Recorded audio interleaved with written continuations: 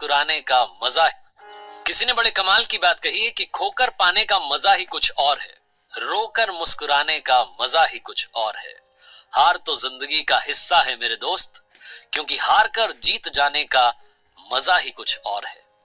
नमस्ते दोस्तों, मेरा नाम है आरजे कार्तिक और आपके लिए एक छोटी सी कहानी। ये कहानी कर्ट रिचटर के एक्सपेरिमेंट की।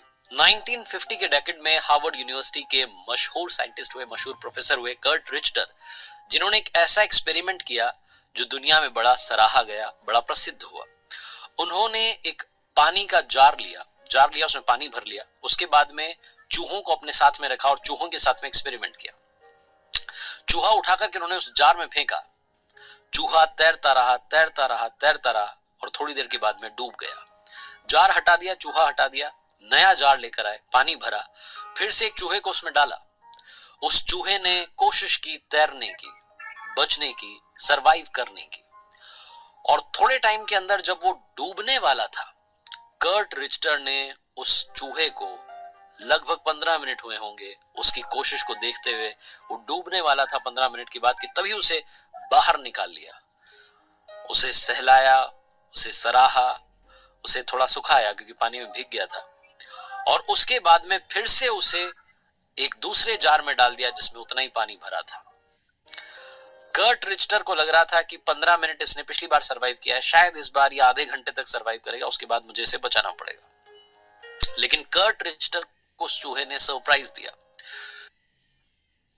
एक घंटा बीत गया,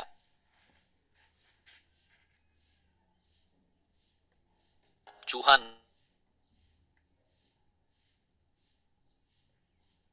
नहीं डूबा। वो को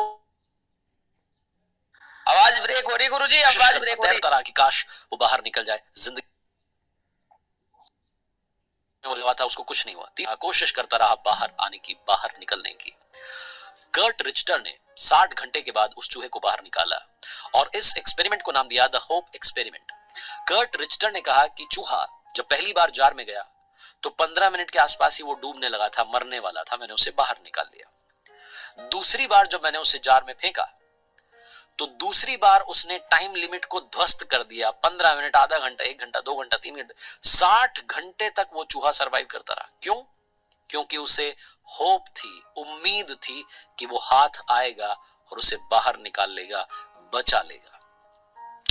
पहले 15 मिनट जब उसे मैंने बाहर निकाल लिया तो उसे मालूम था कि कोई ना कोई आएगा मुझे बचाने के लिए। बस इसी उम्मीद में वो तैरता रहा और उसने 60 घंटे का सफर तय किया। द होप एक्सपेरिमेंट से जो हम सीख सकते हैं हमारी जिंदगी में, हम भी कई बार ऐसे जार में फेंक दिए जाते हैं, समस्या के समंदर में डूब जाते हैं। हमें समझ में नहीं आता कि करना क्या है, तैरना है या डूबना है, कोई बचाने वाला आएगा कि नहीं आएगा। ये जो जार होता है ना, जो समस्या का जार होता है, जिसमें हम गिर जाते हैं, हमें फेंक दिया जाता है प्रॉब्लम में, अगर हम वो 15 मिनट में ही गिव अप कर देंगे तो डूब जाएंगे, हार मान लेंगे। लेकिन अगर हमने हार नहीं मानी, हम उस उम्मीद में रहे कि कोई हाथ आएगा, वो हाथ आएगा जिसने हमें समस्या में फेंका है, उस जार में फेंका है, वही हमें बचाने के लिए आएगा, तो मुझे लगता है कि हम बच जाएंगे और जीत हमारी होगी। वो ऊपर वाला भी हमारे साथ में ऐसे एक्सपेरिमेंट करता रहता है। वो देखता है कि किसके पास में उम्मीद बाकी और किसने उम्मीद हार दी है। ये जो उम्मीद है, इसका साथ मत छोड़िएगा। उम्मीद का हाथ आएगा और आपको 60 घंटे पूरे होने से पहले ही बाहर निकाल लेगा। जिसने फेंका है वो आपको बचा भी लेगा, उस पर भरोसा रखिएगा। द होप एक्सपेरिमेंट की मजेदार कहानी आपको कैसी लगी, आप मुझे जरूर बता सकते हैं।